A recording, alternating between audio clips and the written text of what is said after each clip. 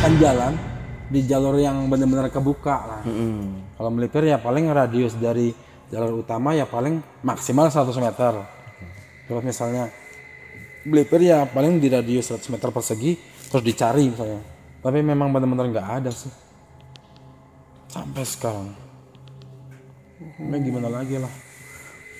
Pada intinya kita sih dibilang rela nggak rela, dibilang rela juga memang nggak rela, dia nggak ada seperti itu.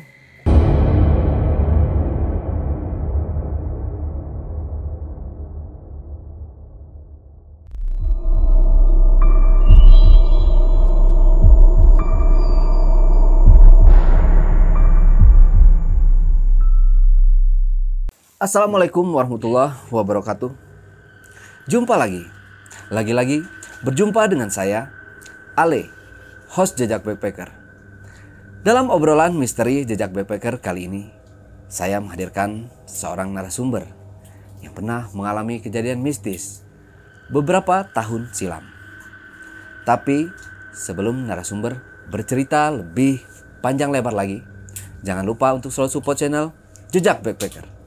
Subscribe, like, komen, dan share sebanyak-banyaknya video-video YouTube Jejak Backpacker. Dan terima kasih buat teman-teman semua yang sampai hari ini sudah mensupport channel YouTube Jejak Backpacker. Dan buat kalian yang punya pengalaman menarik yang mau ceritanya diangkat di channel YouTube Jejak Backpacker, kirim cerita menarik kalian ke nomor WhatsApp di bawah ini. Assalamualaikum Mas PI. Iya. Ketemu juga dengan Mas PI akhirnya selama bertahun-tahun. Kemarin di Cianjur sempat kita mau ketemuan waktu evakuasi ya, Mas. Waktu itu Mas PI mengevakuasi korban dan Jejak Backpacker ini nganterin donasi gitu. Janjian ketemu ternyata jauh dan nggak sesuai ekspektasi juga Mas di lapangan. Ya jalannya yang macet segala macam gitu. Padahal deket-deketan sebenarnya. Oke, tapi di sini kita akan nggak membahas tentang Cianjur dulu ya. Kita akan membahas mengenai dari saudara atau paman dari Mas PI ini pernah hilang di Gunung Prau dan sampai sekarang ini belum ditemukan. Kita lanjut dari kisah yang sebelum diceritakan oleh Mas Solihun. Betul. Nah, kita penasaran banget nih Mas PI tentang om dan mungkin kalau itu sepupu ya, keponakan, sepupunya. Itu hilang di Gunung Prau beberapa tahun yang lalu, lebih tepatnya mungkin 20 atau 15 tahun yang lalu. Nah, gitu. Itu bisa diceritakan dulu nih Mas, keseharian dari omnya atau pamannya dan sepupunya itu seperti apa gitu. Oke, Kang Ale ya. Ya, Mas. Bahwa itu benar sekali ya, dan sampai sekarang memang gak pulang pada intinya. Dia pamitan itu dari rumah, dia memang mau ke Prau ya. Ceritanya mau nyari kayu bakar sih. Itu dari uaknya saya langsung, jadi kakaknya papa saya kan. Oh, uak ya, berarti bukan pamannya. Ya bisa juga paman. Nah pada intinya keluarga oke. Memang kasarnya seperti itu kan. Terus ditunggu sampai sore hari ngepulang, yang biasanya maghrib udah di rumah. Malah sampai maghrib hari berikutnya, sampai ketiga hari nggak pulang-pulang kan. Terus penasaran ini orang kemana, terus dikira pulangnya ke rumah saudara, ke adik bapakku misalnya, atau ke rumahku, ke bapakku katakanlah. Itu ternyata enggak. Dicari-cari ke saudara yang lain, ternyata nggak ada kabar sama sekali. Dan saya punya inisiatif untuk nyari. Nah, saya mengajak dari teman-teman Ranger Prau, terus teman-teman relawan, ada Hansip, dan teman-teman yang lain itu ikut gabung nyari lah katakanlah. Cuman dicari dari sumbernya dulu, ceritanya seperti apa dari awal. Terus ringkas cerita, istrinya paman aku itu bilangnya ke arah Gunung Prau. Oh berarti ada kemungkinan kan lagi nyari kayu kan. Nah dicari sampai 3 hari. Nah, nggak ketemu tuh, nggak ada apa-apa. Terus off kan, ditunda dulu. Terus 5 hari kemudian bikin lagi lah opsar. Kalau kata-kata sekarang ya, bahasa sekarang itu opsar, nyari lagi. Kita mengerahkan lagi sekitar mungkin sampai 100 personil ya waktu itu. Melibatkan banyak, bener-bener Iya banyak bener. orang. Soalnya orang sini itu misalnya ada hal-hal yang seperti itu, katakanlah yang berbau butuh bantuan. Nah, di sini kan kompak banget. Jadi sekata aja aku bisa mengerahkan massa lebih banyak lagi. Itu dalam 4 hari kemudian setelah aku nyari dari awal kabar, 100 orang lah kurang lebih nyari, sisir dari ujung timur perahu kan. Dari jalur perahu via Wates katakanlah. Disisir dari situ per 100 meter 5 personil. Disisir kayak benar-benar kayak sisir gitu loh. Jadi kok semak-semak dan lain sebagainya. Ketemu di sore hari, di hari yang pertama, cuman pas di hari keempat. 4 hari kemudian katakanlah. Ketemu waktu itu di bawah pohon besar itu ada rokok manual, sama kayak semacam kalau orang bilang sekarang Ya, linting. Nah, linting di situ. Terus ada sarung nyantel di pohon kan. Waktu itu ada pohon kering, pohon mati dari cantolin di situ. Bener banget bahwa rokok itu memang milik dia sama koreknya waktu itu. Cuman orangnya nggak kelihatan kemana. Terus lihat di radius sekitar 10 meter nggak ada jejak. Begitu pas dibalik aku ngambil rokok itu, jalurnya di belakang saya. Jadi ada, misalnya ada rumput ilalang itu kalau diinjak orang kan pasti pada rubrik itu kan, pada patah-patah. Aku lihat, oh ini kayaknya kemari. Artinya ada kemungkinan ke arah Kendal. Sana cari sampai radius 100 meter, tapi itu di sini ketemunya udah jurang. Ada kemungkinan feeling aku ke jurang tuh waktu itu. Nah, setelah aku feelingnya ke situ, kita nyisir ke jurang. Soalnya nggak bisa langsung ke jurang langsung secara vertikal ya masnya. Harus melipir dulu kan. Nah, turun ke sungainya itu. Ke sampai dasar sumber mata air itu, ke curugnya tuh, sampai ke di bawah tebing. Di sana nggak ada bekas apa-apa. Kita balik lagi. Kemungkinan arahnya nggak ke situ, melipir.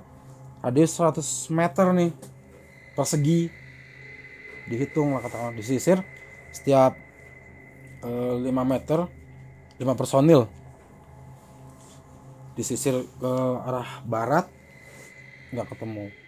Akhirnya berhubung waktu sudah sore, jelang maghrib itu kan, kita tarik mundur semua harus balik kanan lah, katakanlah ke tempat yang lebih terbuka.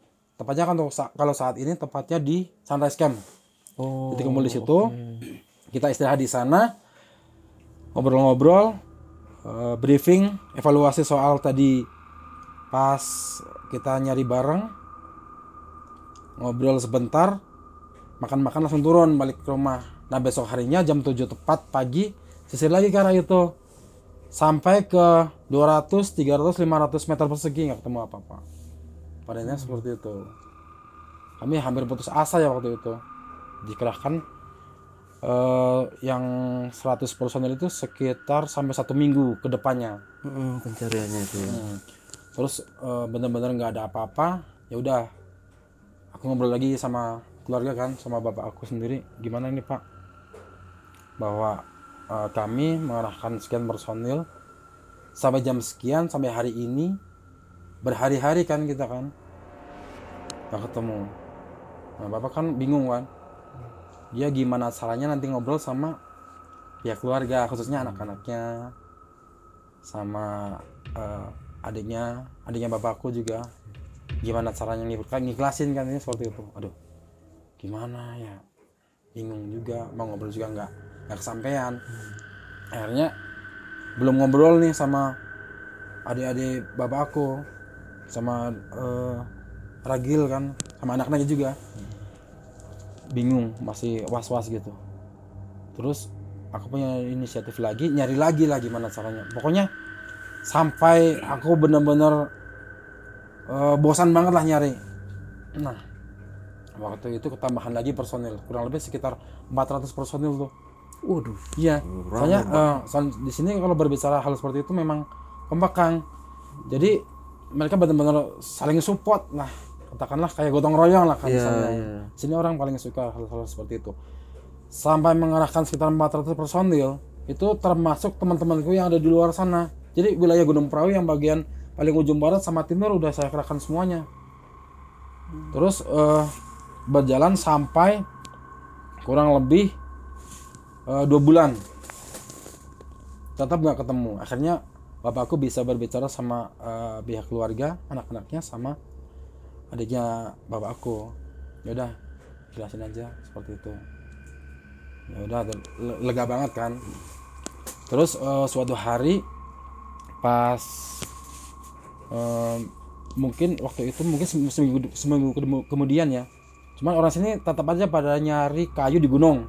Nah, sesekali iseng bilang sama orang yang nyari kayu di gunung itu udah di weling, tau nggak? Weling itu dibekasin sesuatu. Jadi dia kayak di misalnya gini ya, apa ya weling itu bicaranya apa ya?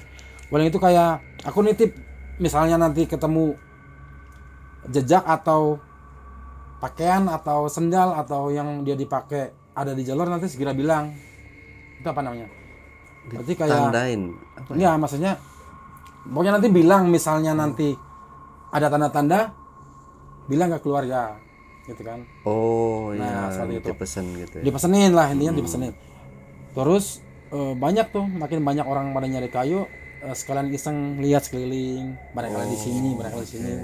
Ternyata sampai 4 bulan nggak ketemu.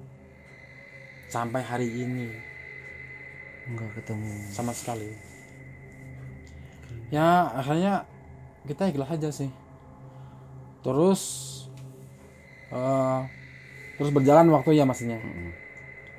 4 tahun kemudian aku nemu sih mayat di gunung, nyender di bawah pohon. Cuman begitu aku ngelihat ciri-cirinya sih memang udah berantakan ya. Cuman aku tahu, aku ngelihat dari pakaian. Kan masih ada yang nempel kan di gunung, soalnya sudah kering. Waktu itu memang ditemukan dekat di sumber mata air Gunung Prau sih. Aku lihat fisiknya, lihat apa ya, pakaiannya. Saya kira bukan sih, mungkin orang nyasar aja atau orang apalah, nggak tahu. Soalnya Gunung Prau itu memang ini ya, kadang orang mau nyepi atau kayak semedi, tau gak semedi? Nah, meditasi semedi, gitu. kayak gitu. Banyak orang yang kayak gitu. Soalnya di Prau itu ada bekas candi yang notabene mungkin mereka banyak yang masih menggunakan Gunung Prau, jasa-jasa Gunung Prau soal mistis. Sampai sekarang. Candinya sebelah mana? Kalau dari arah Patak Banteng berarti harus jalan ke Sunrise Camp ke barat, ketemu repeater, kan ada kan repeater? Puncak Prau 2590. Tepatnya di samping sebelah kirinya.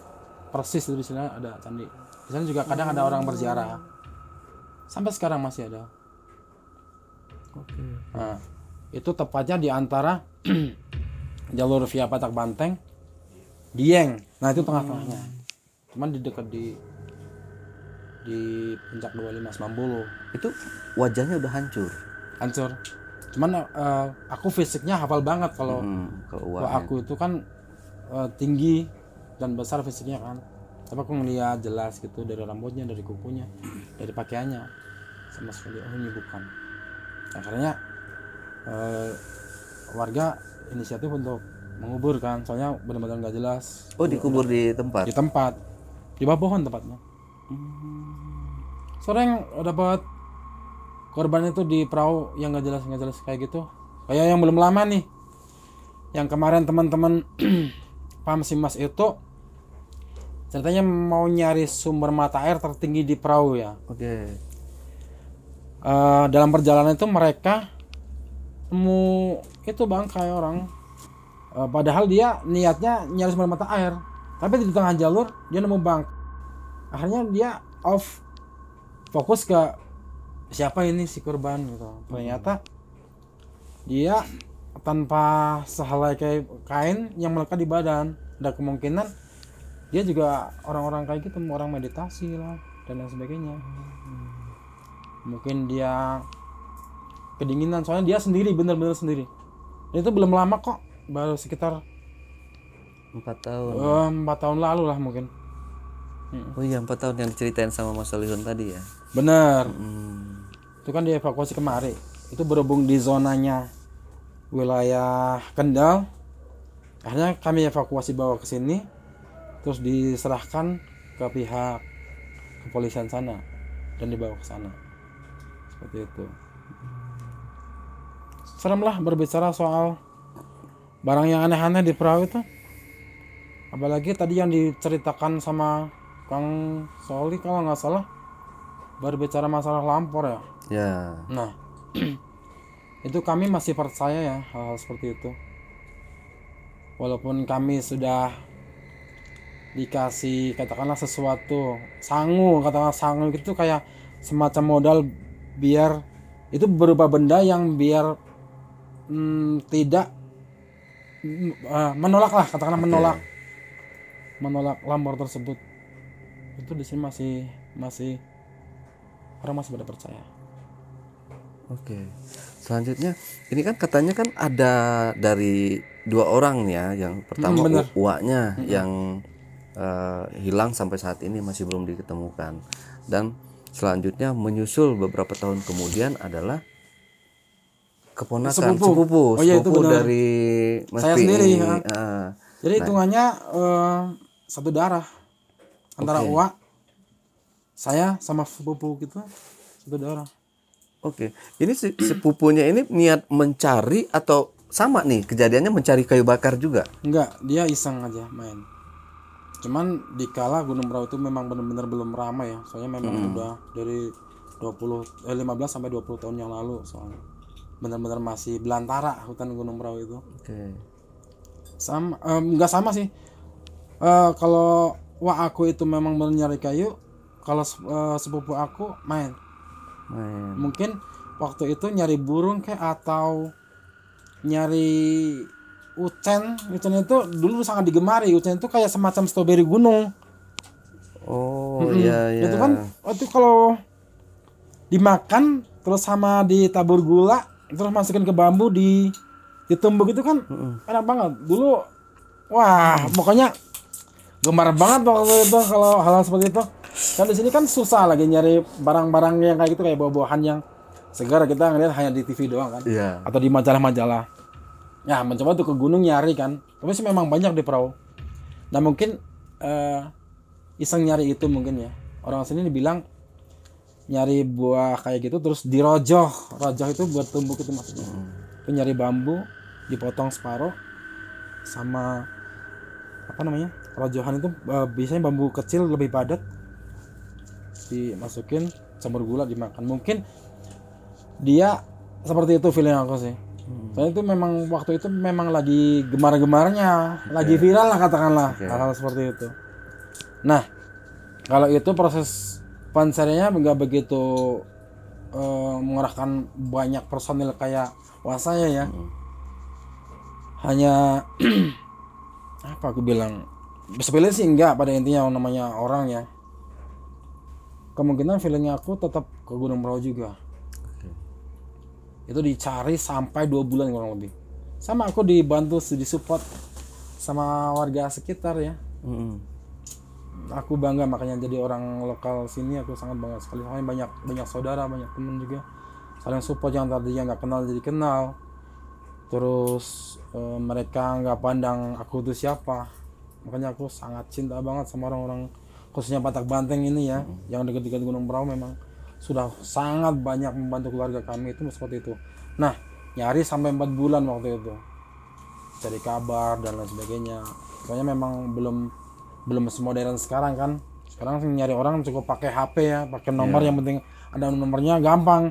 Apalagi di Gunung Brau kan udah ada titik-titik sinyal tertentu ya. Misalnya lihat kampung aja, misalnya dia bawa HP pasti ketemu, kecuali HP-nya off misalnya ya. Dulu sama sekali buta hal-hal seperti itu. Paling dulu yang dicari, mungkin ke perahu lagi. Jejak-jejak yang biasanya dia kunjungin, dicari semuanya, nggak ketemu lah. Ya sampai sekarang sama. Diikhlasin juga akhirnya. Iyalah, akhirnya diikhlasin juga. Jadi pencarian itu sama seperti dengan uaknya itu di lokasi yang sama kayak di Sunrise Camp. Bener-bener. Soalnya bener-bener di jalur kan, otomatis kan kalau orang punya akal normal otomatis mereka akan jalan di jalur yang benar-benar kebuka lah. Kalau melipir ya paling radius dari jalur utama ya paling maksimal 100 meter. Terus misalnya melipir ya paling di radius 100 meter persegi terus dicari misalnya. Tapi memang benar-benar nggak ada sih sampai sekarang. Nah, gimana lagi lah. Pada intinya kita sih dibilang rela nggak rela, dibilang rela juga memang nggak rela, dia nggak ada seperti itu. Ya mau nggak mau dari pihak keluarga ya otomatis harus ikhlas. Oke, jadi ini kan ada campur tangan pasti ya Mas ya, kalau ngelihat dari runut kejadiannya ini ya, ya semua sudah disisir dan itu memang benar-benar nggak ditemukan tanda-tanda bahwa dia itu ada di situ gitu. Ini ada campur tangan dengan si apa tadi itu lampor ya. Kemungkinan ya. Lampor ini bisa mengambil mereka ini untuk dibawa ke alam mereka gitu. Bisa jadi. Misalnya lampor itu kalau nenek moyang kami yang bercerita dia bisa ngumpetin sesuatu itu dengan hanya sehelai daun aja udah nggak kelihatan. Katakanlah kadang yang dicari itu benar-benar deket kita. Cuman mata kita yang normal seperti ini nggak lihat mereka. Kadang hanya sehelai daun, apalah daun nggak selebar daun ini kemangi lah katakanlah. Memang kita dirabunin atau memang sengaja dibutakan kan nggak tahu. Padahal seperti itu. Makanya di kampung kami itu namanya ada semacam benda tumbuhan dringo sama bengle terus sama jarum kancing itu kan memang kata nenek moyang kami dulu memang efektif penangkalnya. Jadi dimodalin kan banyak, ada beberapa macam yang kadang sampai diperbaiki cara ngebungkusnya. Biasanya dibuat kalung kan, dibungkus pakai kulit sapi yang udah kering itu, dibikin kalung terus sama benang, lawe wenang itu, yang benang merah, putih sama hitam diikat, disulam gitu. Sulam lah. Kayak gitu. Terus dibuat kalungnya, terus nanti ada di sini dibilangnya oto kalau orang sini bilang. Kan namanya kami dulu bilangnya oto.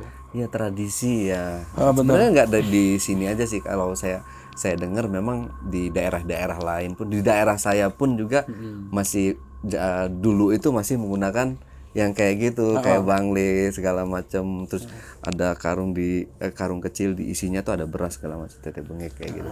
Mungkin di tempat-tempat lain ada yang komplit, ada yang enggak, hanya cuma pakai bangku. Ya? Iya gitu. Kan di Indonesia itu kan bermacam-macam tradisi gitu. Mereka mempercayai seperti ini, dan kita sebagai cucu atau penerusnya, kalau misalnya kata orang tua nih harus gini, yaudah kita ikut aja, mau percaya mau enggak ya terserah kita gitu kan. Yang penting kita udah mengikuti aturan tradisi yang udah dikeluarkan oleh dari nenek moyang kita gitu.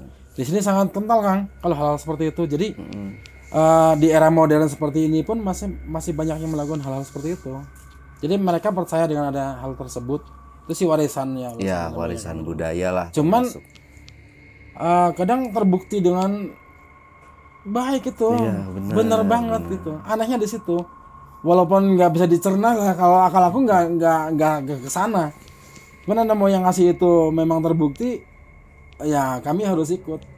pada intinya yang jelas kita tetap percayalah sama Tuhan itu tetap ada. Tetap Cuman kan dibantu niat sama doa itu tadi. iyalah, kalau doa dan seperti itu kan bisa bareng seperti itu. Ya pada intinya dari pihak keluarga kami berbicara masalah dua keluarga kami yang nggak ada sampai sekarang benar-benar sudah ikhlas. Gak tahu dia jasanya di mana. Pada intinya sebetulnya sudah nggak bisa diceritakan ya hal seperti itu. Soalnya memang udah lega banget lah kita. Tapi buat edukasi kita ya, memang aku harus bicara hal seperti ini ya, memang dibicarakan. Ya, untuk pelajaran juga buat kita ya. Mungkin ada kata-kata yang di gunung itu ada salah seperti apa, kita harus jaga juga gitu. Bener. Soalnya gini Kang, Perahu itu sebetulnya kan salah satu gunung yang mistis lah, yang katakanlah aku sih belum pernah nemuin hal seperti itu ya. Cuman kata moyang kami dulu memang salah satu tempat yang keramat juga.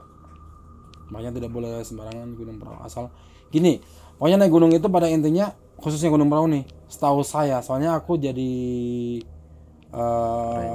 ranger itu pun di perahu sudah sejak tahun 97 kami ini lakukan ya. Cuman masyhurnya kan di sini kan tahun 2012 ya. Jadi aku sudah hafal hal seperti itu. Pada intinya naik gunung perahu itu yang penting asal satu niat setulus hati bahwa kita pengen melihat ciptaan Tuhan.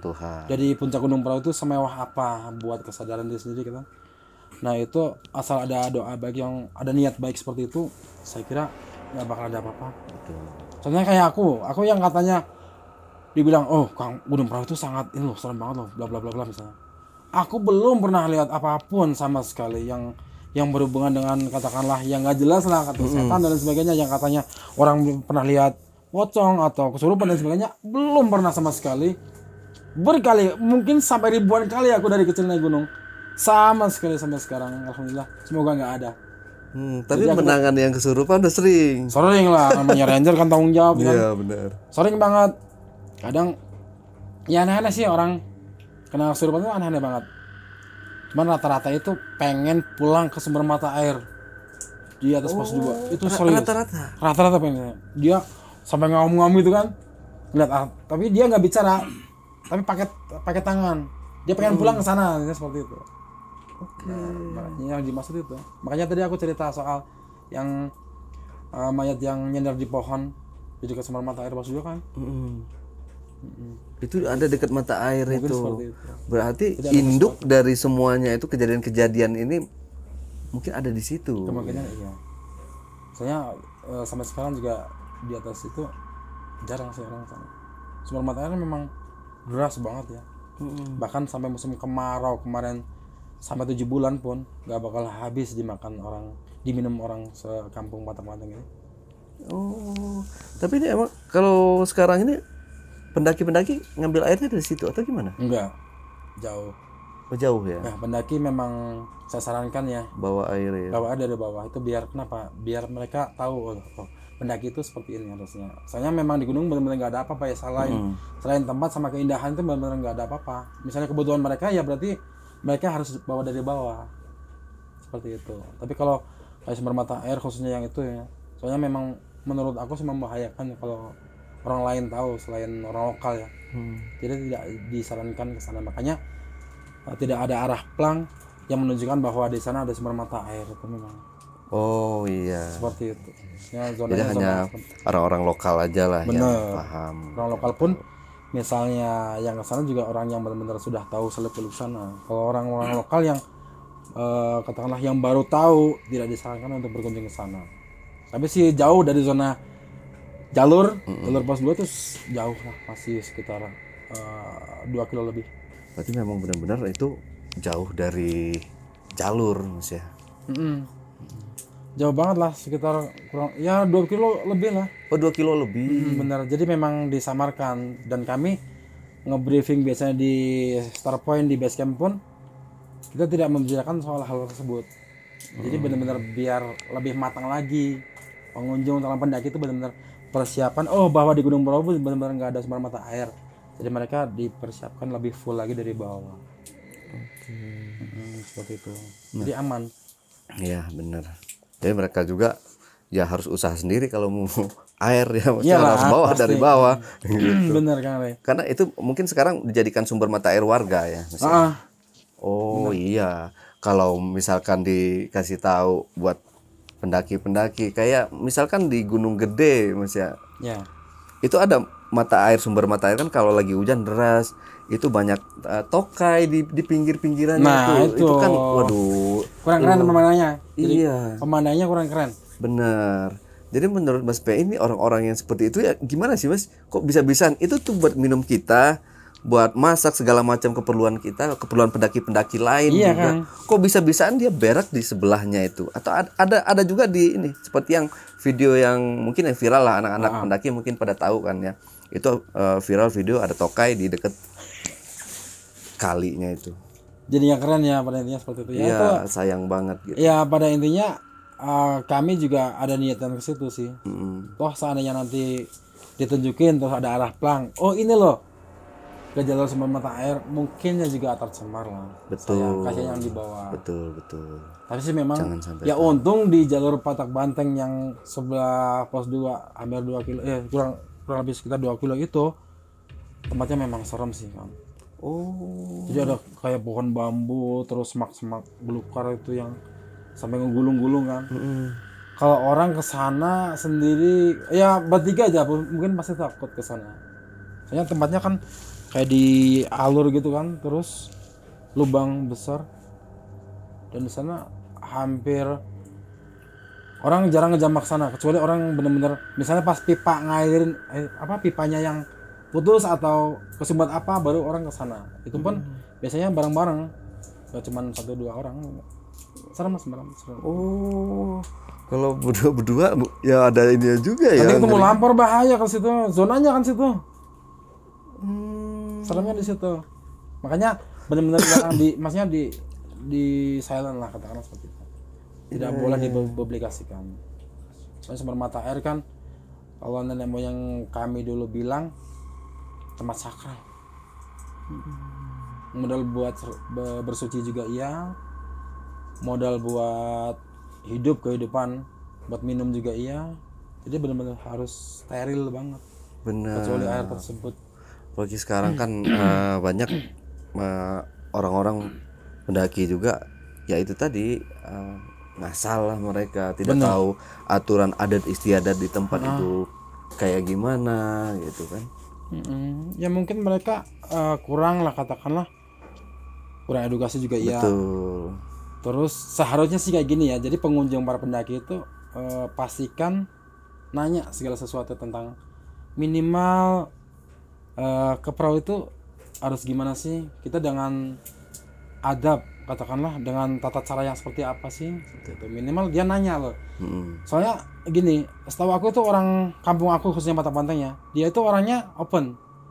Jadi katakanlah siapapun yang mau berkunjung kemari terus kebingungan nanya aja pasti dijawab. Nggak mungkin tidak. Soalnya sini orangnya benar-benar gimana ya. Jadi kalau soal persaudaraan, apalagi orangnya yang kenal, terus mampir ke rumah atau di tengah jalan, kalau bisa dia mampir ke rumah gimana caranya gitu loh maksudnya. Jadi kita se-open itu maksudnya. Kita slow lah.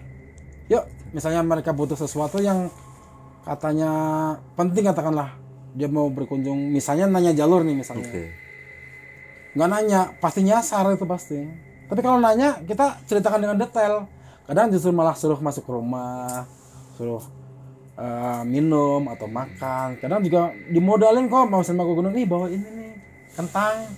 Misalnya kentang goreng atau kentang mentah yang bakal direbus. Kadang cabai atau apalah isi yang ada di pegunungan Dieng ini misalnya kan di kebun-kebun.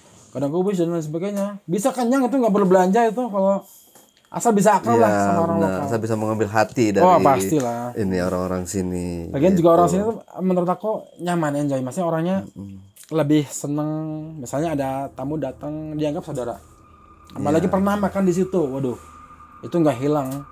Jadi orang sini tuh bakal di otak mereka itu bakal apa ya? Nancap lah katakanlah. Dia bakal kenal terus. Apalagi zaman era-era modern seperti ini udah ada HP ya. Minimal nanya tentang kabar aja pasti ditanya. Betul. tuh orang sini tuh seperti Ya, jadi jangan malu-malu ya buat kesini itu buat bertanya. Gitu. bener Dan kalau malu-malu bertanya atau apalagi buat naik ke Gunung Prau tanpa perlengkapan yang safety atau naik gitu. Jadi siap-siap kalian dievakuasi sama lampor. enggak dong. Dievakuasi sama Mas PI dan tim. Oh iya. Nah, kalau kalian mau dievakuasi ya silahkan. Tapi janganlah, itu juga merepotkan Oh, ngerepotin orang, juga. iyalah. Yang tadinya aku harus Tidur enak. belum lihat TV sambil chatting gitu kan. Atau ada telepon, "Kang, evakuasi di mana pos 1?" Aduh. Mau berangkat dingin males, mau nggak tanggung jawab kami kan. Oh iya, dia akhirnya kan jadinya ngerepotin kan seperti itu. Nah, harusnya tidak seperti itulah. Ya. Minimal nanya dulu, "Kang, prosedur naik Gunung Prau itu seperti apa?" Bla bla bla bla bla. Ini. Misalnya butuh emergency, ini kontaknya, kan udah enak. Betul. Oke, Mas P, ini kan kita balik lagi ke si Lampor ini. Ya, sebelumnya kan diceritakan sama si Mas Solihun ini wujud dari si Lampor ini, wujudnya itu seperti kayak angin ya, kalau nggak salah ya. Nah, kayak angin seperti itu. Nah, menurut Mas P itu ada, menurut pengetahuan Mas P itu ada wujud lain nggak sih, Mas?